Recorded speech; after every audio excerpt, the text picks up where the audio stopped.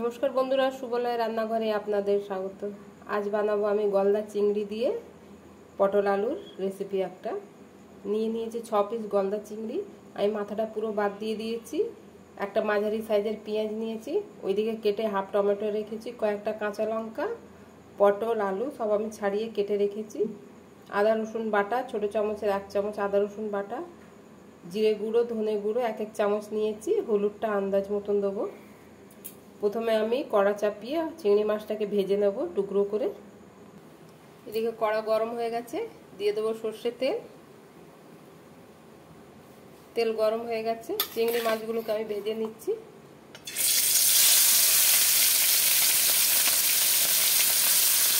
আমি মাঝখান দিয়ে চিংড়ি মাছটাকে কেটে দিয়েছি। বেশি ভাজবো না, নাহলে চিংড়ি মাছটা শক্ত হয়ে যাবে।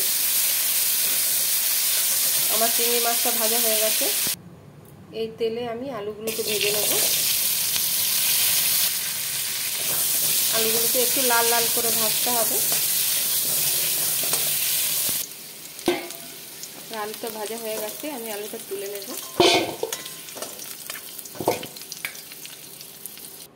আর অল্প তেল দিয়ে আমি পটলগুলোকেও ভেজে নেব। এই তেলে আমি পটলগুলোকে ভেজে নেব। দিয়ে দিলাম হলুদ, লাল লাল করে ভাজতে হবে পটলটা।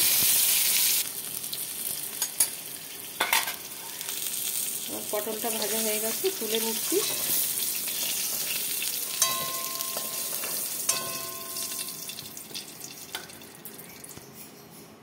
দেবো সর্ষের তেল,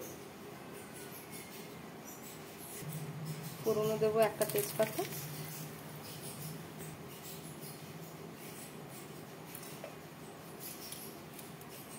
দেবো কেটে রাখা পেঁয়াজ,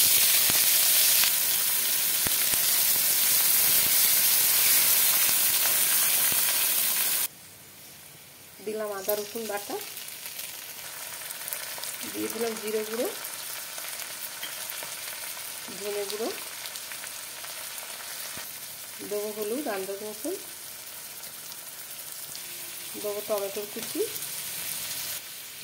দেবো স্বাদ মতো লবণ,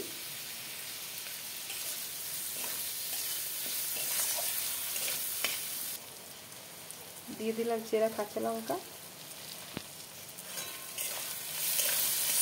মশলাটাকে ভালো করে কষাবো।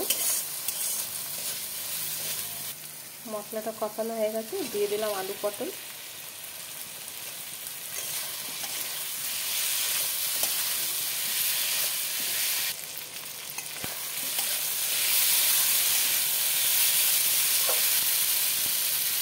সবজিটা কষানো হয়ে গেছে, দিয়ে দেবো জল।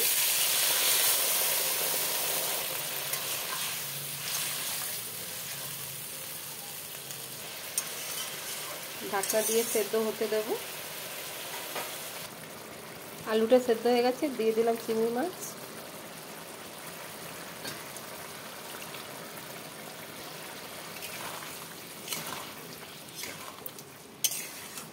পাঁচ থেকে 7 মিনিট আমি ফুটতে দেব ঢাকনা বন্ধ করে। দিয়ে দিলাম গরম মশলা।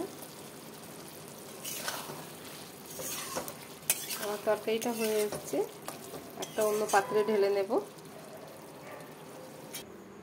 আমার পটল চিংড়ি রেসিপিটা রেডি হয়ে গেছে বন্ধুরা। যদি আপনাদের আমার এই ভিডিওটা ভালো লেগে থাকে তাহলে লাইক কমেন্ট সাবস্ক্রাইব অবশ্যই করবেন। ধন্যবাদ।